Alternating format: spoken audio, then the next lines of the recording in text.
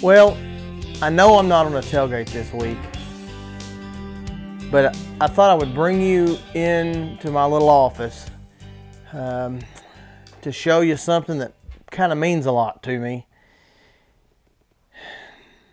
for what we had to talk about this week. Hey, I'm Blake, and this is your Tailgate Talk. So I'm sitting, like I said, I'm in my office. This is the farm office and my study, and behind my desk, which is a bit of a mess.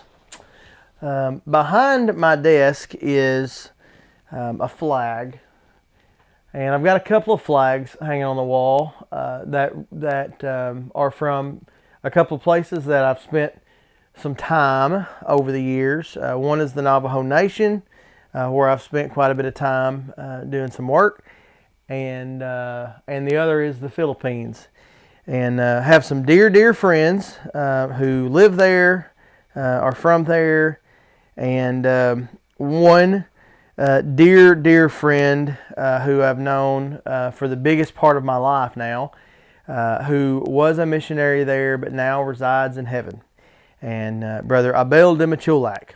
And Brother Abel was a very good friend of mine.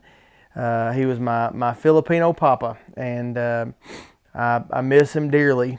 And he's been in heaven now for a couple years, and like I said, I miss him dearly. But I got to tell you, the more time that goes on, the more I realize that I've got more and more of a reason to look forward to heaven than I did a year ago, or 2 years ago, or 3 years ago.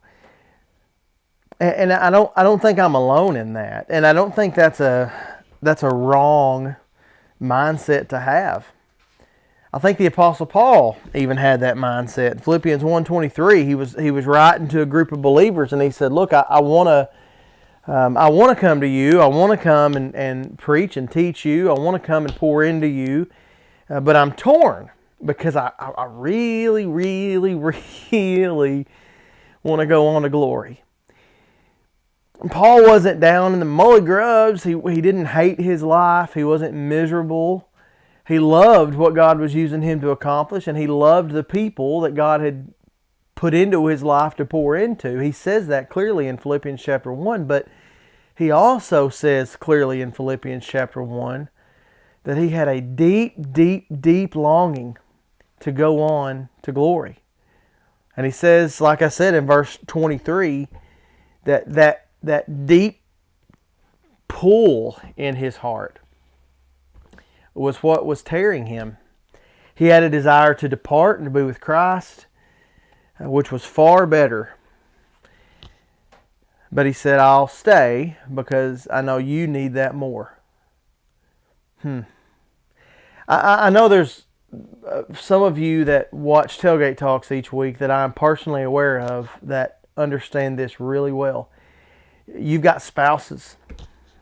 You've one dear lady that I've gotten to know just a few hours, that lives just a few hours from me, whose husband went on to be with the Lord not too terribly long ago, and her heart aches for him.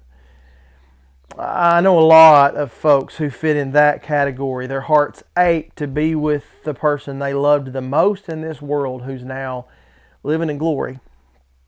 Can I encourage you, while God still has you here,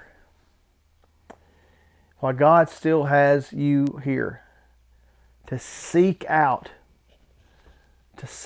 people that you can pour into, because the wisdom that God has allowed you to possess, the joy that God has allowed you to possess, the things that God has blessed you with in your life, He's leaving you here for a little while longer to pour into other people.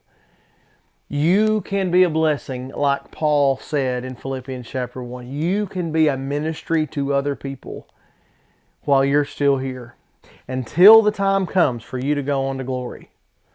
Let God use you on this earth to pour into other people that are still here too. And when that day comes that you get to stand before the Lord, won't it be beautiful to hear Him say those words, "Well done, my good and faithful servant"? Listen, I know for a fact that when Brother Abel stood before the Lord that day, when his chest pain ended and he stood before the Lord, I know for a fact, based on his relationship with Jesus and his personal testimony of faith in him, that his Lord looked at him and said, "Well done, my good and faithful servant. You were faithful in a few things. Enter into the joy of the Lord." He knew Jesus, and Jesus knew him. Listen, if you don't know Jesus, if you don't have a personal relationship with Jesus, can I encourage you today? Today can be your day of salvation. By simply calling out to him, admitting your sin to him, and asking him to forgive your sin and be your Savior, you can be his child today.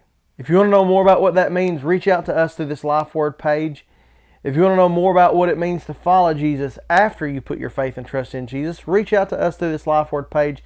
Let us help you begin that journey with Jesus. I'm so glad you chose to join me today. Normally we're on a tailgate. We'll be back on a tailgate next week, and we'll begin our journey for the summer next week. Until then, hey, I'm so glad that you chose to join us this week, and I pray you have a good week until we see each other again. I love you, and I'll see you next time back on a tailgate.